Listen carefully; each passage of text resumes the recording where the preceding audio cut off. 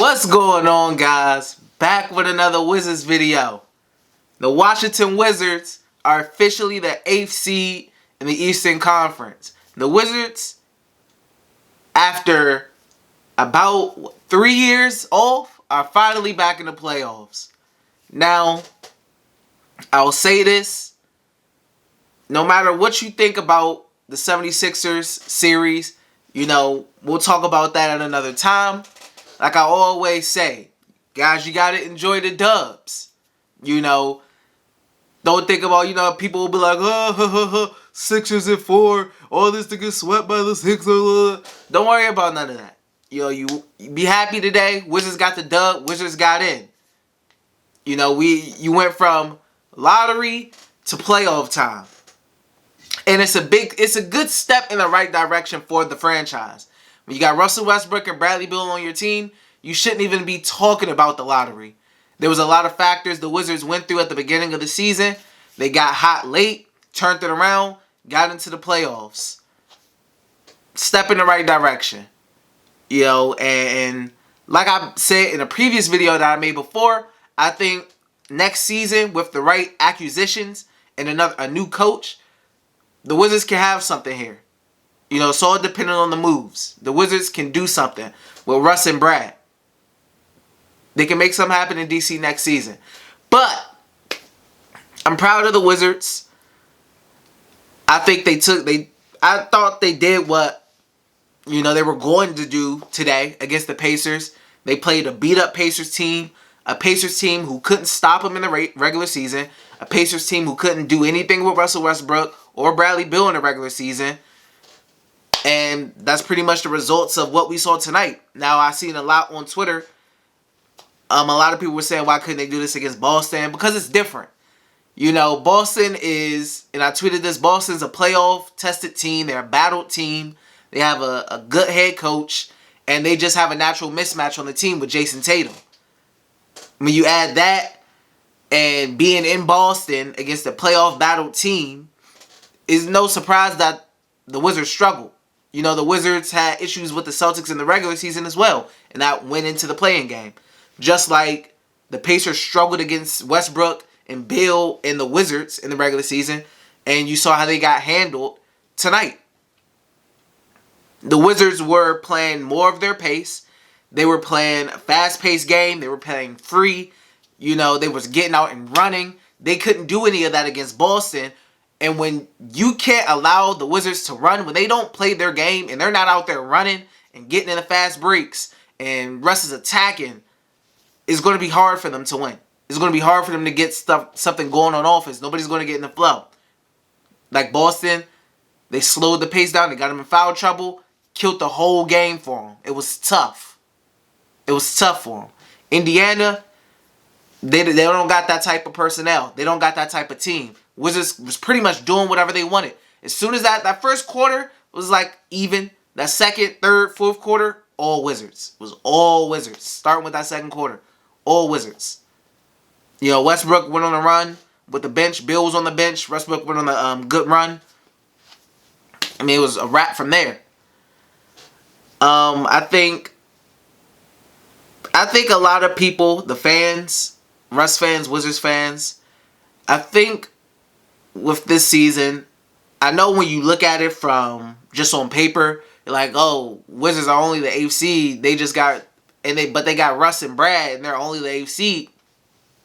Yes, you can say that like on paper, but when you look at the context of things with Russ not being healthy almost the first half of the season, and the COVID stuff and all those guys missing games and then coming back from COVID and just the effects, who knows how long it took for the effects to get off. And then you have the Thomas Bryant injury and things like that. To fight back to at least get in the playoffs so Wizards fans can finally watch playoff basketball again. Because the last time Wizards fans watched playoff basketball was, I think, in 2018. John Wall came back from surgery. He had knee surgery. And they were the 8th seed. They dropped to the 8th seed. They had to play the Toronto Raptors. And I believe they lost in 6. They lost 4-2. They lost that series 4-2. So it's good to have playoff basketball back. I'm excited that I don't gotta talk about off-season stuff at the end of the season. I'm happy I get to talk playoff basketball. I'm happy I get to talk 76ers matchup, 76ers keys to the matchup, predictions for the series. I'm happy. I was tired, even though, I get upset like any other fan and talk crap. I'm happy that the team's in the playoffs. We get playoff basketball in DC again. So that's good. That's nice. That's really nice. And I'm ready. I don't know about y'all, but I'm ready.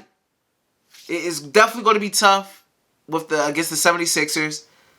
I personally felt like the best possible matchup was the Bucks, but they're the third seed. So the Nets and the 76ers, whoever the two, those two, I thought they were going to be tough matchups. And I think the 76ers are a very, very tough matchup.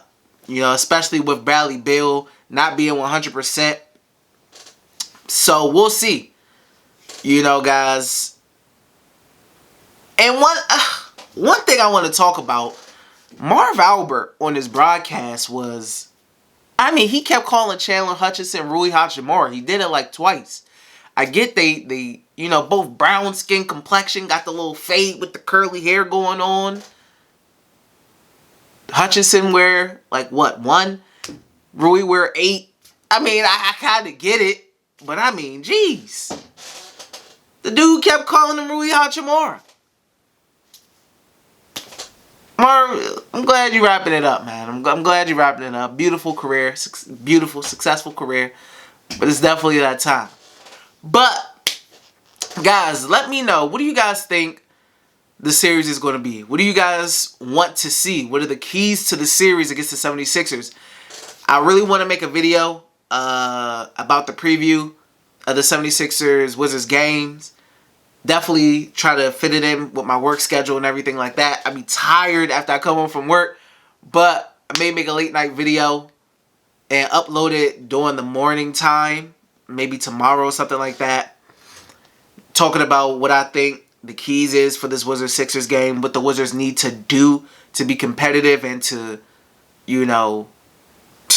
pull a massive upset. It would be a massive upset. It would be an 8th seed over a 1 seed. It would be a massive, massive upset. But I'll talk about all of that. It'll be tough. The Wizards will have to play near perfect basketball every single game. They can't have an off day. They can't have, Brad or Russ cannot have an off game.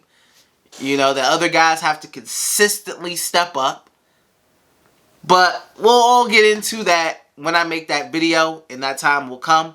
And I'll make a video about all the first round matchups and predictions. But of course the Wizards 76ers one is going to be a separate video in its own video, obviously. But that's all I got for you guys.